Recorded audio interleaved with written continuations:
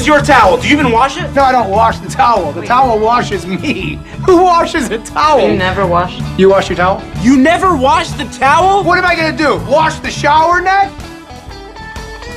Thank you. And can I just say, I loved you in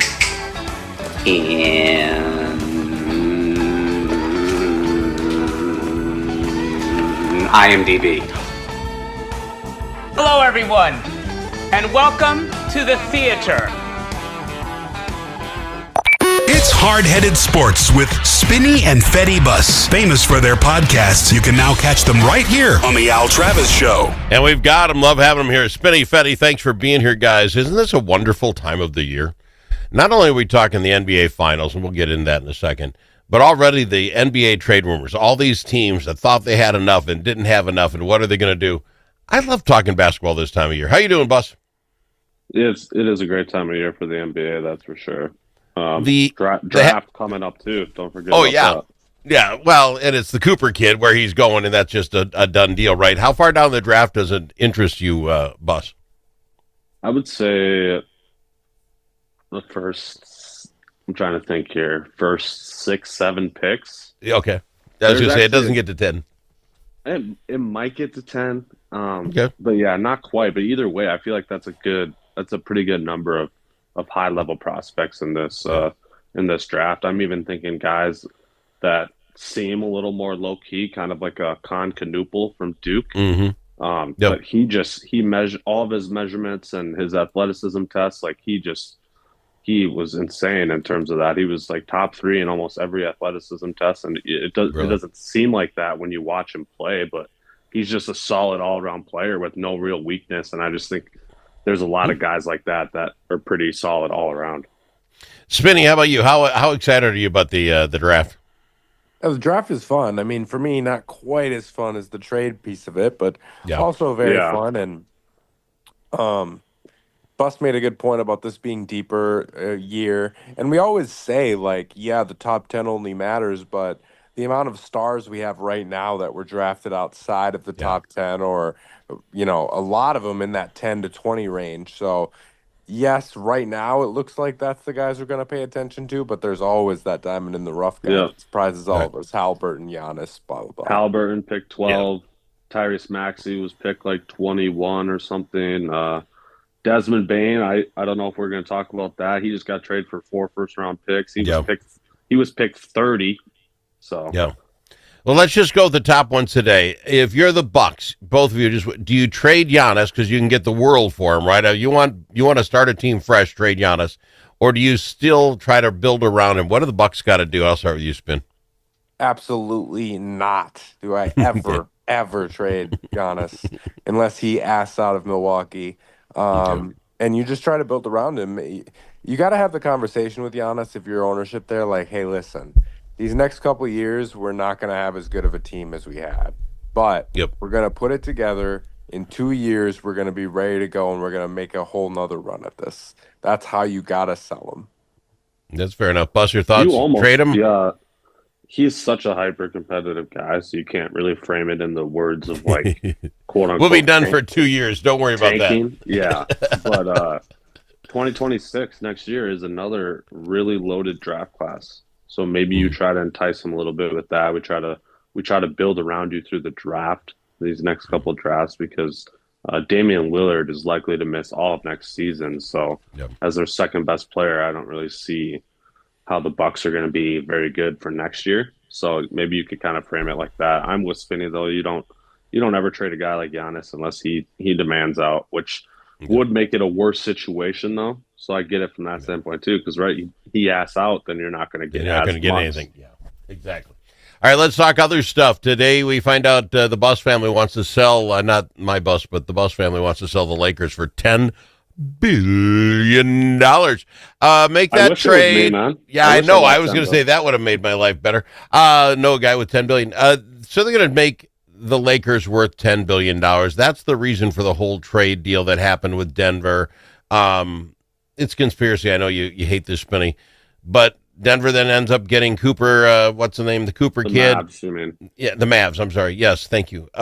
Get the Cooper kid, everybody's happy, and the only one who is not is the guy who sold the Minnesota Timberwolves, because what did he get it for? $1.5 billion, and he thought it'd be worth $3 billion. Well, it's probably worth more than that now, as the entire league, if you set Lakers at $10 billion, went up in price. Thoughts on that, Bus? Yeah, it was kind of surprising, but not really. I thought maybe the number was going to be closer to like 8 billion, but after the Celtics sold for 6 billion, I kind of assumed it would be in that 8 to 10 billion range for the Lakers. It's obviously an insane amount of money.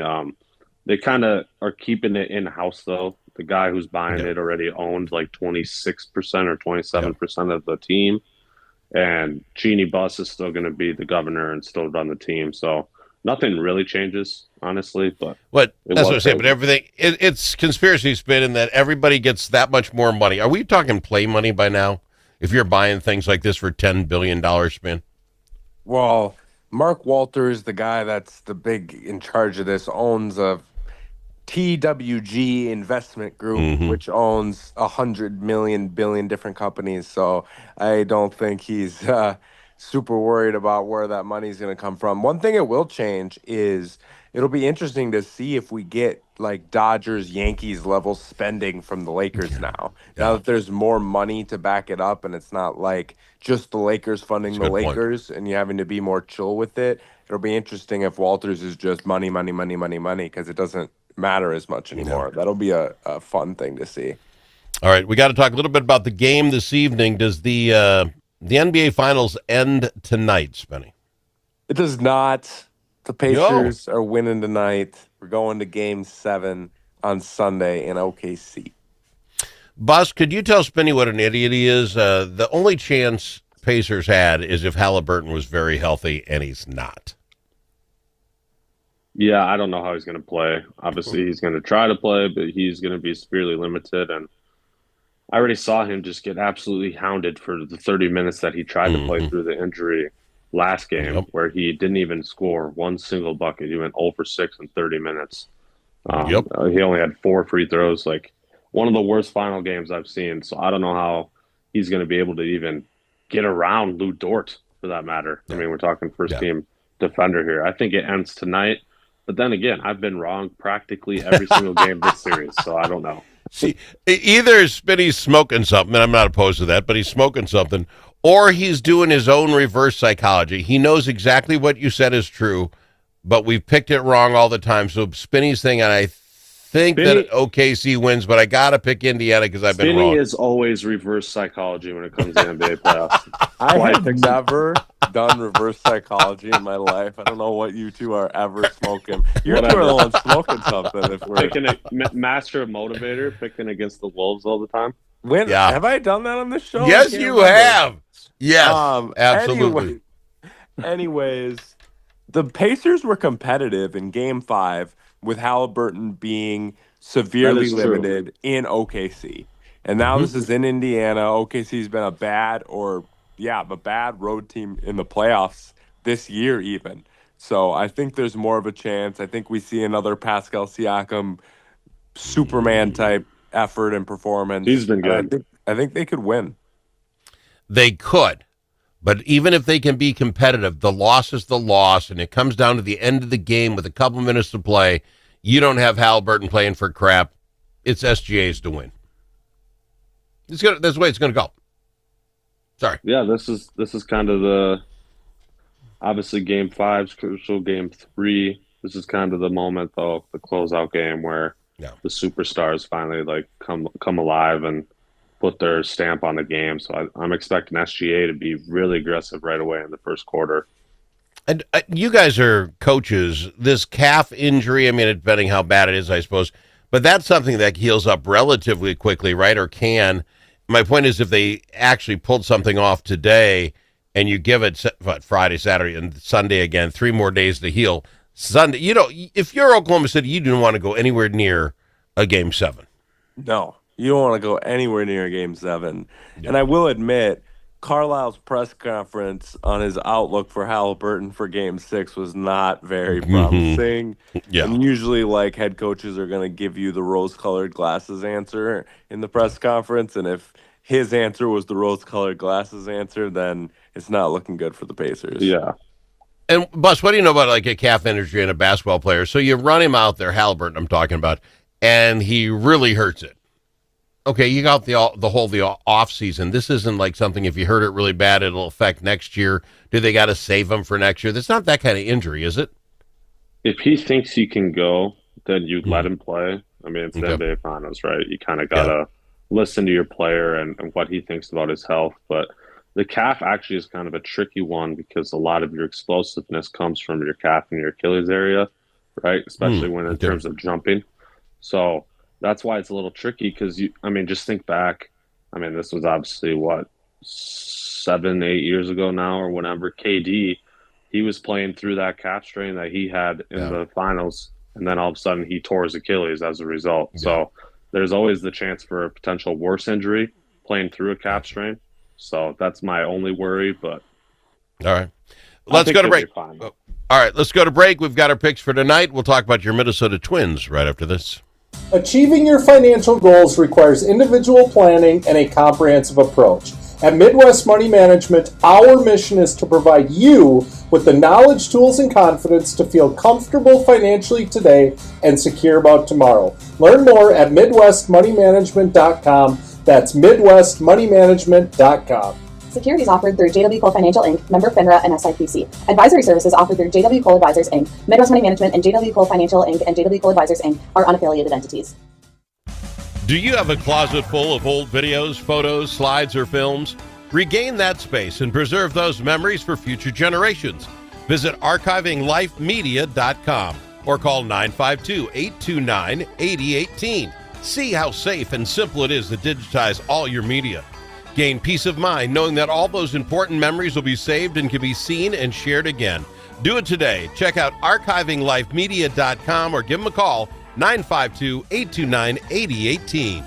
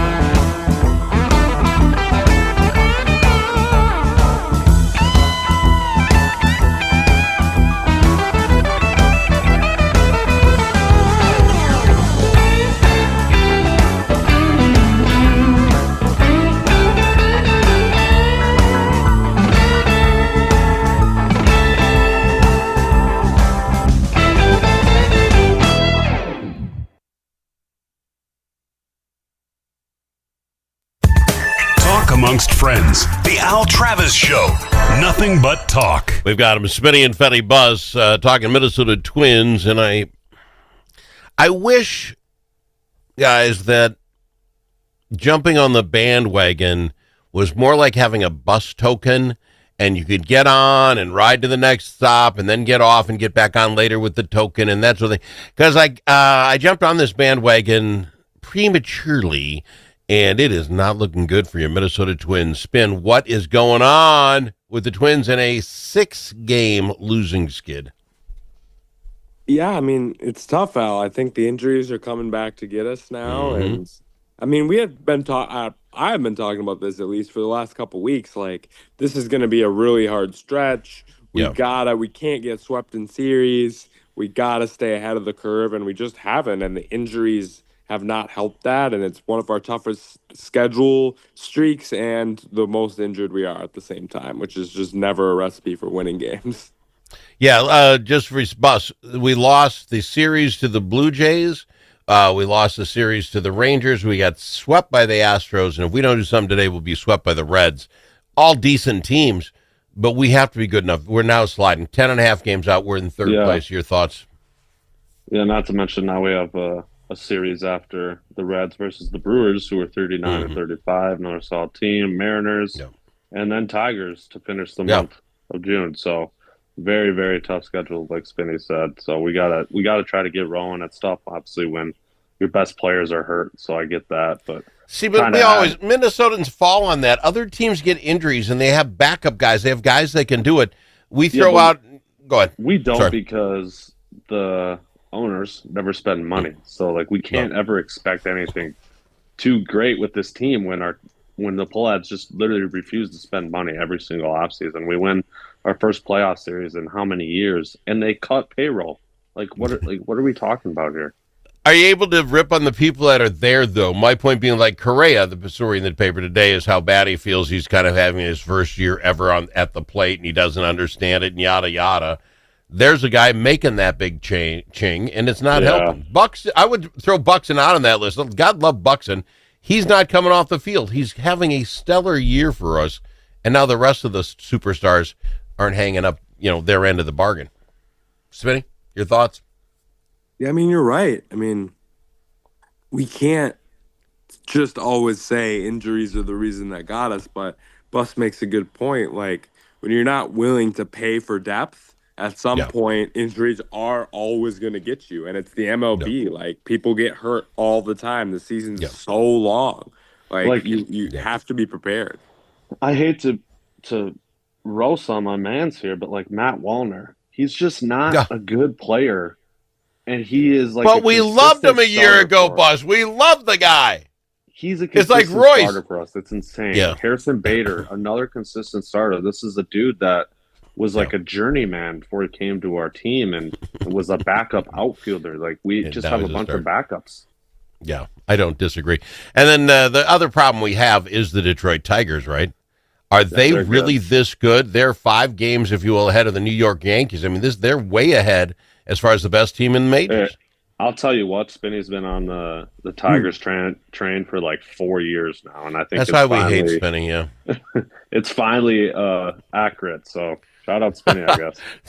This is Spinny. He jumps on a horse and just hangs on there until someday he's right. Spinny, your thoughts? Defend yourself on these Detroit Tigers. What's up with them?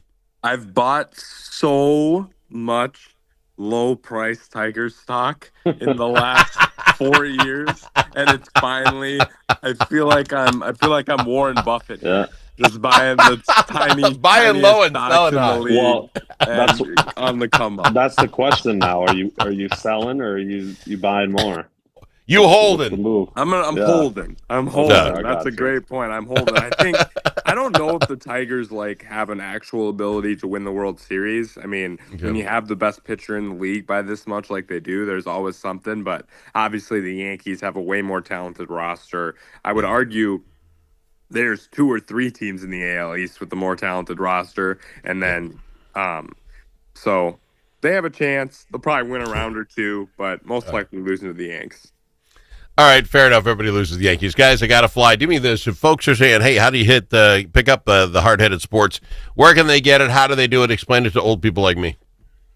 You can get it on YouTube, Apple Podcasts, and Spotify, and our next episode will release after the NBA Finals is complete.